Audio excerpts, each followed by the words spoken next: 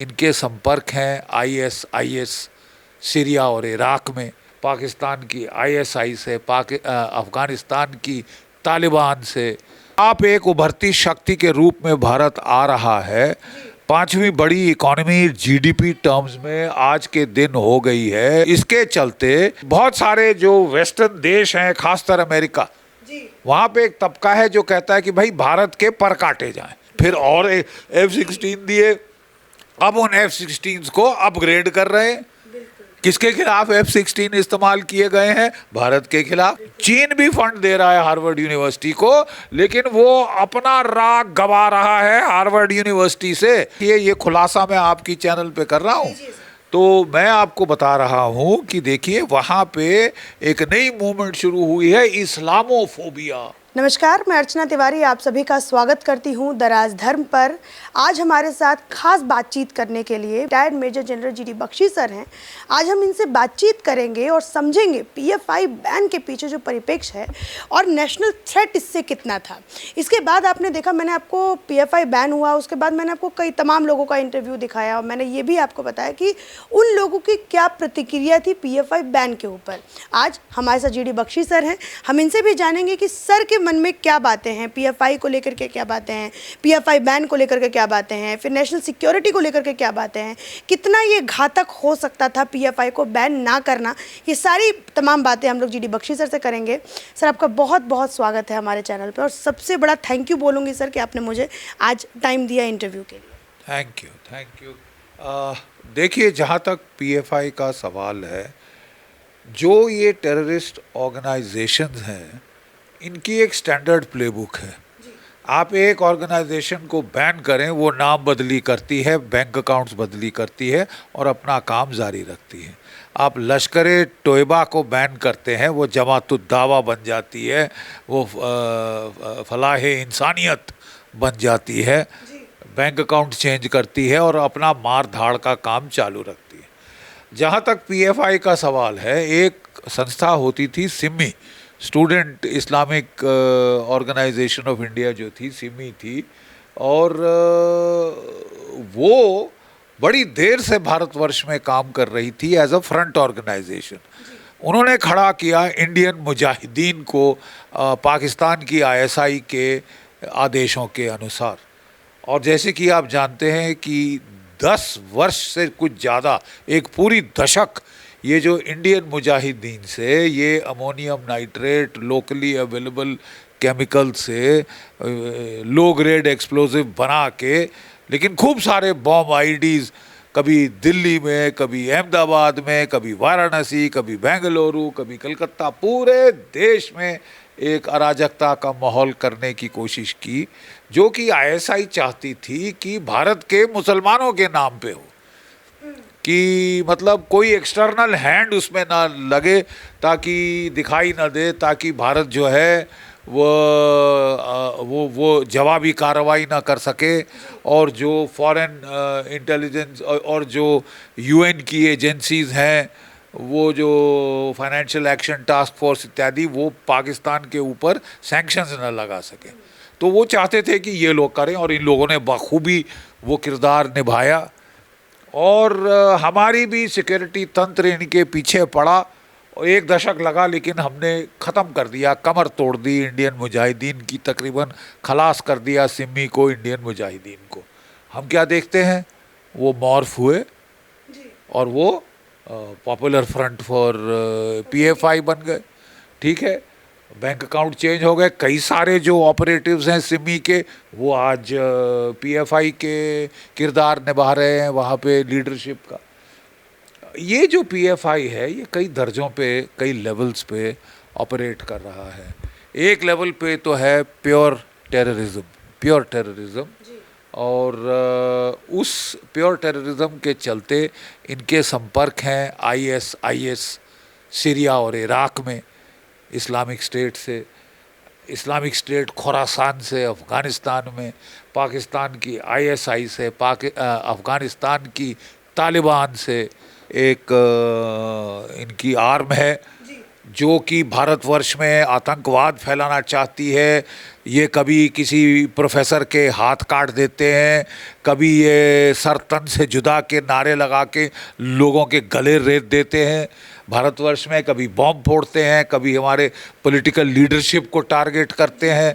और इन्होंने निकाला है एक ब्लूप्रिंट इंडिया 2047, जिसमें कि ये कह रहे हैं कि ये राज करेंगे भारतवर्ष पे, और जो कि क्या कहते हैं, इनका एक कॉन्सेप्ट है गज़वाए हिंद का, कि हम भारतवर्ष के ऊपर कॉन्क्वेस्ट भारत की करेंगे, ठीक है, और तोड़ मरोड़ देंगे भारत के सुरक्षा तंत्र को, ये करेंगे वो करेंगे। ये तो इन्होंने रिटन ब्लूप्रिंट बना रखा है, ठीक है। और जो बिहार में जो पकड़ा गया था, तो ये एक तो ये ऑर्गेनाइजेशन है। दूसरे लेवल पे ये भारत में कम्युनिटीज़ के बीच वैर वैमनस्य फैलाना चाहते हैं, ये कम्युनल हेट्रेड फैलाना चाहते हैं, कभी हिजाब की ये करते हैं। और अयमन अल जवारी साहब इनको वहाँ से प्रोत्साहन दे रहे थे, ये उसके इशारों पे नाच रहे थे।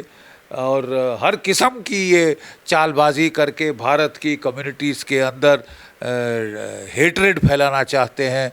और वो फिर इनका एक ओवरग्राउंड नेटवर्क है, वर्कर्स नेटवर्क है, जो कि शराफत के साथ का मुखौटा पहनकर वो सारा इनको सपोर्ट देते हैं, लॉजिस्टिकल, इंटेलिजेंस वगैरह वगैरह, फिर इंटेलिजेंस नेटवर्क, फिर फाइनेंशियल नेटवर्क।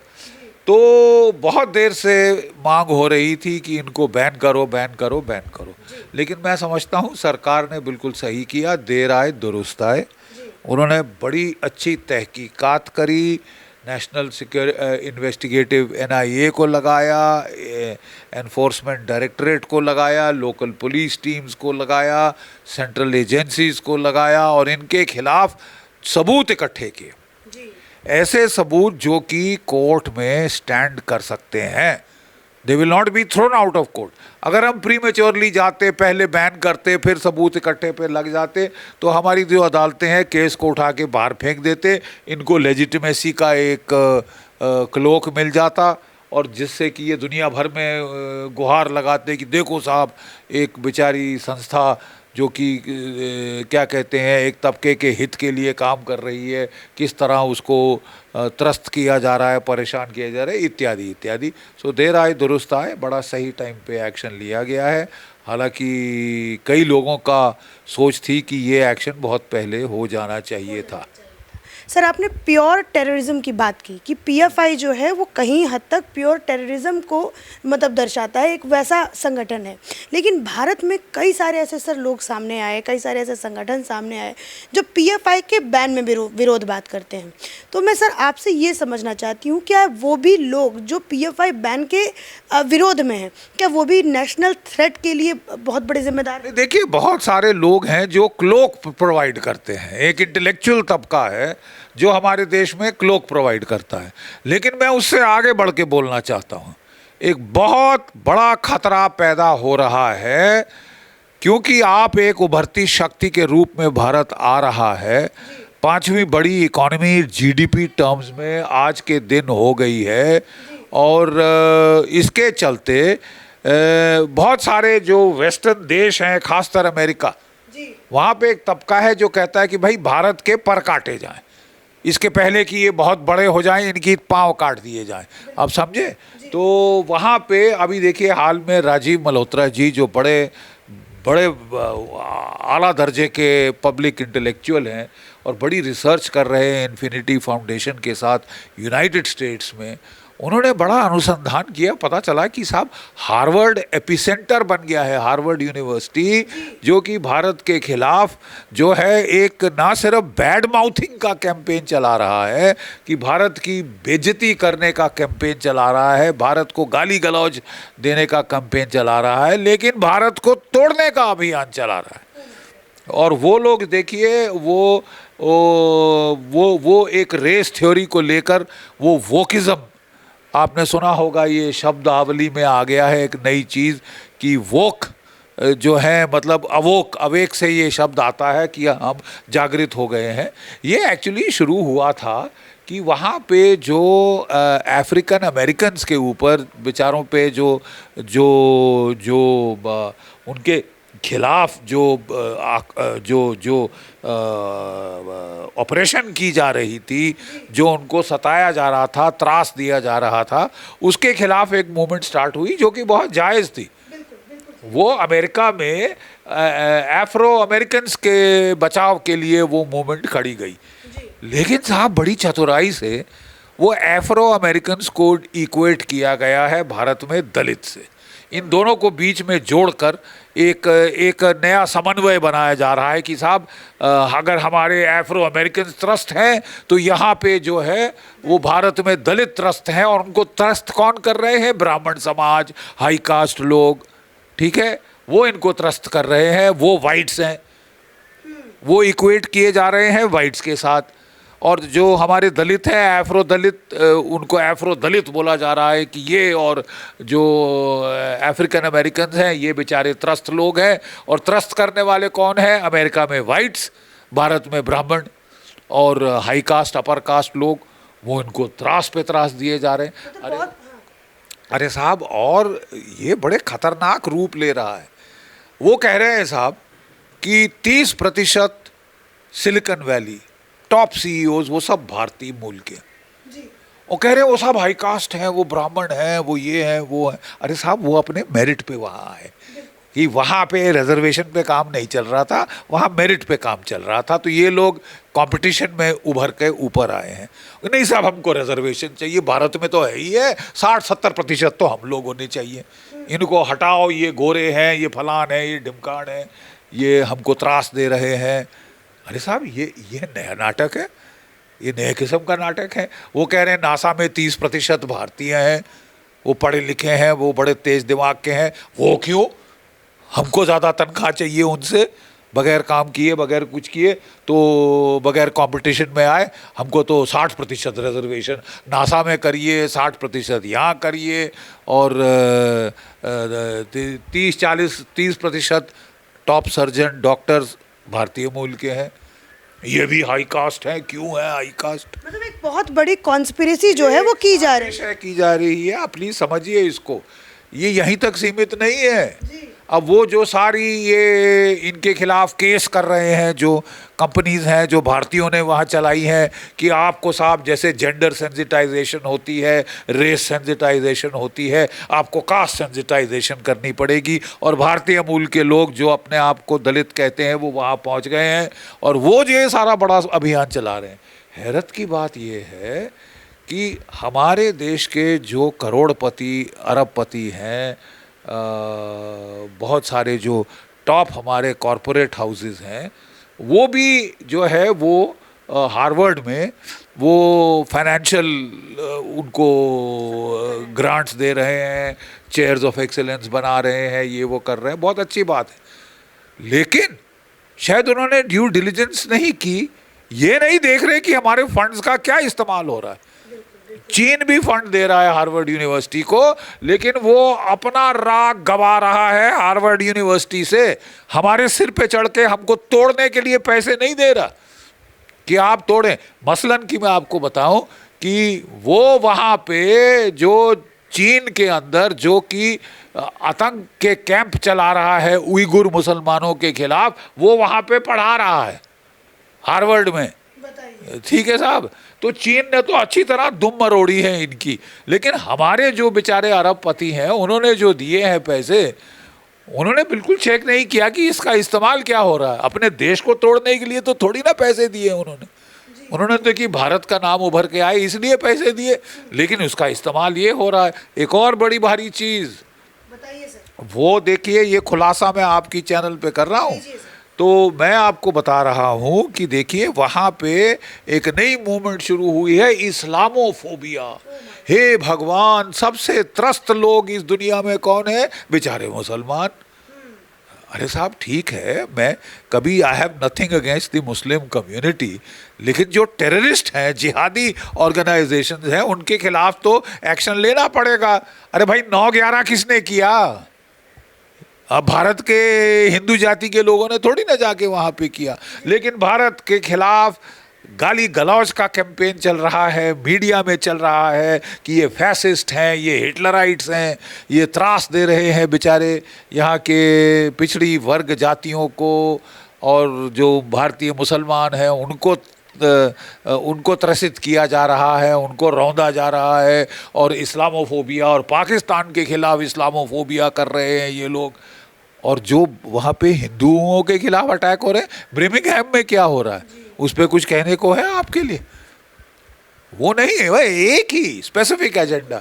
बात यह है साहब कि वो देख रहे हैं आप उभर के शक्ति के रूप में आ रहे हैं, आपके पास दूसरी बड़ी आर्मी, चौथी बड़ी एयरफोर्स, पांचवी बड़ी नेवी है, आप स्पेस पावर हैं, आप न्यूक्लियर पावर हैं, तो वो आपके पर काटना चाहते हैं, वो आपके पाँव, they want to cut your feet, कि आप उठ ही ना पाए। आपको उभरने के पहले ही ये सारे इल्ज़ाम लगा के डिफेंसिव पे लगाया जाए कि ये बड़े ही बेकार लोग हैं, भारत की सरकार फैसिस्ट है, भारत की सरकार हिटलराइट है, वो त्रास दे रही है दलितों को। अरे साहब, जितना दलितों के लिए भारत ने किया, हमारे संविधान ने किया, और किसी देश में आपने किया अपने अफ्रीकन अमेरिकन के लिए अभी तक? आप पाठ तो हमें पढ़ा रहे हैं ना। आप अपनी तरफ, अपने गिरबान में तो झांक लीजिए, किस तरह आपने त्रास दिया है। 60-70% जो अमेरिका की जेलों में है वो अफ्रीकन अमेरिकन है बेचारे, उनको पकड़ के गला घोट देते हैं, घुटना डाल के मार डालते हैं, वो कुछ नहीं। ठीक है, अब वो इस वोक मूवमेंट के तहत वो कह रहे हैं वो इसको सही करेंगे, लेकिन वोक मूवमेंट का इस्तेमाल वो जो भारत के साथ इक्वेट कर रहे हैं, अभी ये कहाँ से हुआ साहब?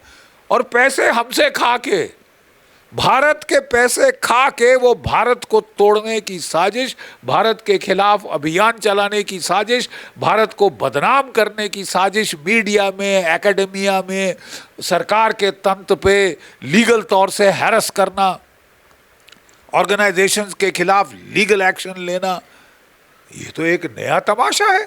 और फिर कह रहे हैं साहब हमारे दोस्त हैं। अरे दोस्त ऐसे हों तो साहब दुश्मनों की क्या ज़रूरत है? पाकिस्तान में F-16 दिए, फिर और F-16 दिए, अब उन F-16 को अपग्रेड कर रहे हैं। किसके खिलाफ F-16 इस्तेमाल किए गए हैं? भारत के खिलाफ। हर युद्ध में हमारे खिलाफ इस्तेमाल किए गए हैं। और अभी हाल में जो झड़प हुई थी जिसमें अभिनंदन ने एक जहाज़ F-16 गिराया था और उसके जहाज़ को मार गिराया, किसने मार गिराया? F-16 जहाज़ ने अमेरिका के AMRAAM मिसाइल को, बियॉन्ड विजुअल रेंज मिसाइल को फायर करके। आप हमें साहब पाठ पढ़ा रहे हैं कि ये तो साहब पाकिस्तान आतंकवाद से लड़ रहा है।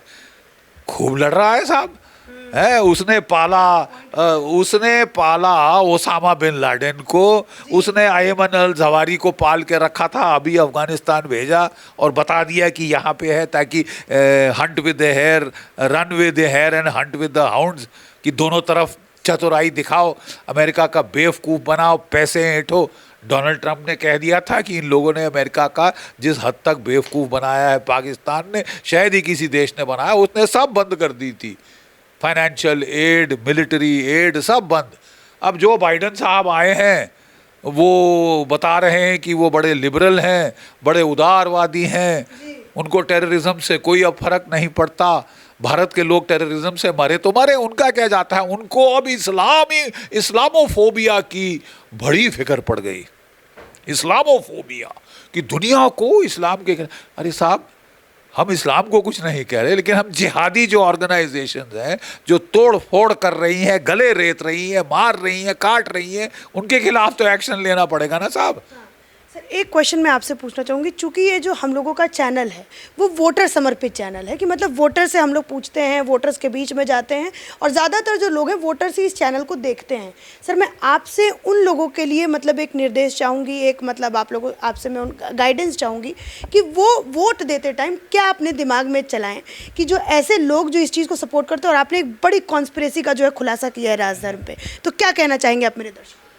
देखिए, मैं कहना चाहूँगा कि अगर हम जागरूक नहीं हो हमारे देश के खिलाफ जो खतरे हैं, तो हमें एक बारी फिर तोड़ने के प्रयास जो हो रहे हैं वो सफल हो जाएंगे।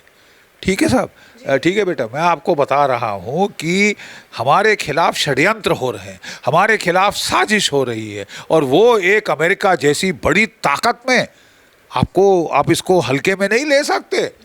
ये कोई मालदीव्स में साजिश नहीं हो रही, ये कोई हमारे नेबर श्रीलंका में साजिश नहीं, ये अमेरिका में ये साजिश हो रही है कि भारत को किस तरह तोड़ा जाए, बदनाम किया जाए, गाली गलौज की जाए। और गाली गलौज तक सीमित रहे तो फिर भी चलता है साहब, फिर भी सह लेंगे शायद हम, लेकिन साहब ये तो देश के टुकड़े टुकड़े करने की साजिश है। और इसमें यूज किया जा रहा है भारतीय मुसलमानों को, भारतीय मुसलमानों को, भारतीय दलितों को, भारतीय ट्राइबल्स को, इन सब को उकसाया जा रहा है कि भारत के खिलाफ विद्रोह करो, तख्ता पलट करो इस सरकार का, ये फैसिस्ट सरकार है। मोदी सरकार को इस प्रकार की गाली दी जा रही। अरे साहब, मोदी सरकार इलेक्शन जीत के नहीं आई, आपसे ज़्यादा परसेंटेज वोट लेके आई है और वो प्रजातंत्र के पूरी प्रणाली पे चल रही है। आप किस मुंह से इनको फैसिस्ट कह रहे हैं और किस बड़ा आपको सहानुभूति है हमारे दलितों और ट्राइबल से, जितना हमारी कॉन्स्टिट्यूशन ने किया है, जिस तरह हमने रिजर्वेशन दी है, जिस तरह हमने जो है एफर्मेटिव एक्शन किया है, आपने किया है? आपने किया है? अभी तक तो नहीं किया। अब आप नाटक कर रहे हैं, लेकिन इस नाटक का बहाना फ़ायदा उठा के आप अपने दुश्मनों को भी सॉर्ट आउट करना चाहते हैं। चीन की तो बड़ी चापलूसी हो रही, क्योंकि उसके पैसे खाते हैं और चीन अगर पैसे देता है एक एक पाई का हिसाब मांगता है कि साहब आप चीन के खिलाफ बोल के तो देखो, मैं अभी बंद करता हूँ। उनके जो जैकमा शैकमा जो उनके जो बिलियनियर्स पैसे दे रहे हैं वो पाई पाई का हिसाब ले रहे हैं, हमारे लोग उदारता से दे रहे हैं। भाई सबको चाहिए कि हम हार्वर्ड के बोर्ड पे आएँ, ताकि कल किसी को बेटे बच्चे को डालना है वहाँ, अपने भाई बंधु को डालना है, तो हमारे पास कुछ होल्ड हो। हार्वर्ड जैसी यूनिवर्सिटी पे बिजनेस नेटवर्किंग के लिए बहुत अच्छी जगह है, टॉप हॉन्चो CEOs वहाँ आते हैं इत्यादि। बहुत अच्छी बात है, इट इज़ सेंसिबल, लेकिन कम से कम देख तो लें कि हमारे पैसे का इस्तेमाल कैसे हो रहा है। सर, अगर ये सवाल मैं पूछूं कि अब का जो भारत है वो किस तरीके से अपने दुश्मनों से लड़ रहा है, देश के अंदर जो बैठे दुश्मन है उनसे भी, और जो बॉर्डर्स पे जो दुश्मन है उनसे भी किस तरीके से लड़ रहा है, और क्या उनका लड़ने का तरीका बिल्कुल सटीक और बिल्कुल मतलब सही है इस समय का? देखिए साहब, बात ऐसी है कि हमारे को जो एक्सटर्नल और इंटरनल दोनों का खतरा कभी इस दर्जे का नहीं था जितना आज।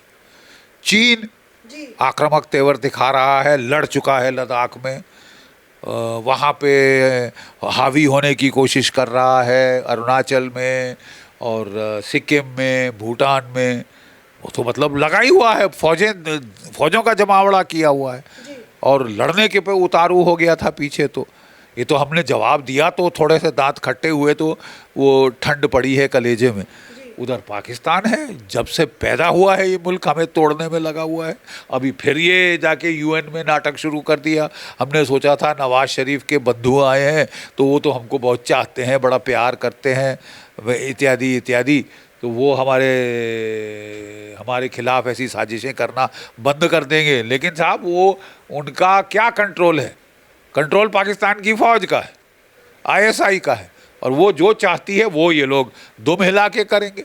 तो ये लोग भी लगे हुए हैं, रोज़ ड्रोन्स इनके पार करते हैं जम्मू कश्मीर का बॉर्डर, पंजाब का बॉर्डर, हथियार गिराते हैं, एमुनेशन गिराते हैं, एक्सप्लोजिव गिराते हैं, ड्रग्स, पैसे, चरस, गांजा, AK-47 पिस्टल, प्रीफैब्रिकेटेड IDs, हर रोज़ आए दिन इनके ड्रोन्स क्रॉस करके हमारे इलाकों में गिरा रहे हैं, ताकि जो हमने फेंस बनाया है वो नाकारा हो जाए और वो ये सपोर्ट दे पाएँ हथियार का, टेररिस्टों को, टेररिज्म को फिर से जिलाएं जम्मू कश्मीर में, पंजाब में, भारत के नाक में दम करके रखें। ये पाकिस्तान है। उधर से तुर्की आंखें दिखा रहा है, वो कह रहा है कि साहब जो सीरिया के लोग हैं उनको मैं रिक्रूट करके जम्मू कश्मीर लड़ने भेजूंगा। अरे तेरे बाप की खैरात नहीं साहब, हम तो जो खलीफा थे, हम तो खिलाफत खालीफेट हैं और हम जहाँ दुनिया में चाहें लात मार सकते हैं जाके। तुम्हारे बाप की खैरात तो है नहीं साहब। लेकिन ये देखो सिर पे चढ़ रहे हैं। उधर अफगानिस्तान है। आज भारत में टेररिज्म कहाँ खड़ा है? अगर नहीं, टेररिज्म को बड़ी चोटें मारी हैं साहब। टेररिज्म को खासतर फर्क पड़ा जबकि आपने उड़ी में सर्जिकल स्ट्राइक करी और बालाकोट में जाके एयर अटैक किया, एयर स्ट्राइक करी। जब हमने आक्रामक कदम उठाए और पाकिस्तान को लगा साहब कि अब युद्ध अगला होगा कदम, तो वो फिर थोड़ा झग बैठी है। जब पाकिस्तान की झग बैठी तो चीन घबरा गया कि अरे पाकिस्तान पे तो हावी हो रहा है भारत, तो उसने भारत को, पाकिस्तान को बताने के लिए मैं हूँ ना, उसने हमको लद्दाख में छेड़खानी शुरू कर दी, हम पे दबाव डालना शुरू किया, सैनिक दबाव, ताकि हमको फ़ौजें हटा के पाकिस्तान से वहाँ ले जानी पड़े, और हमको ले जानी पड़ी हैं। ठीक है, तो हमारी आंतरिक सुरक्षा का भी खतरा है, बाहर का तो बहुत ज़बरदस्त खतरा है। और हम जो देख रहे हैं यूक्रेन रूस का युद्ध, साहब अगर आप मिलिट्री तैयारी नहीं करेंगे, अगर आप पैसे बचाने की कोशिश करेंगे, आपको बड़ा भारी नुकसान हो सकता है।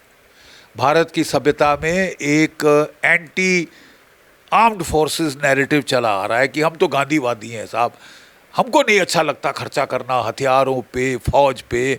ये फौज वाले लड़ते हैं, मरते हैं, फिर तनख्वाह मांगते हैं, पेंशन मांगते हैं साहब, कितना खर्चा हो रहा है। आप पागल हैं क्या? मतलब अगर आपको आज अखर रहा है अपने सिपाहियों को जो कि आपके लिए जान गंवा रहे हैं, उनको कोई ज़्यादा पैसा ना मिल जाए, उनको ज़्यादा पेंशन ना मिल जाए, तो साहब आप देश नहीं रहेंगे। इसी के साथ मैं इस वीडियो का समापन करना चाहूँगी। और जीडी बख्शी सर के पास में आई हूँ तो किताबों का जिक्र ना हो तो ये ऐसा हो ही नहीं सकता है। हमें एक किताब है जो कि जीडी बख्शी सर मुझे आज इसके बारे में बताना चाहते हैं। मैं इस किताब का भी जिक्र आप सबके समक्ष ये दूसरे वीडियो में मैं आपको बताना चाहती हूँ।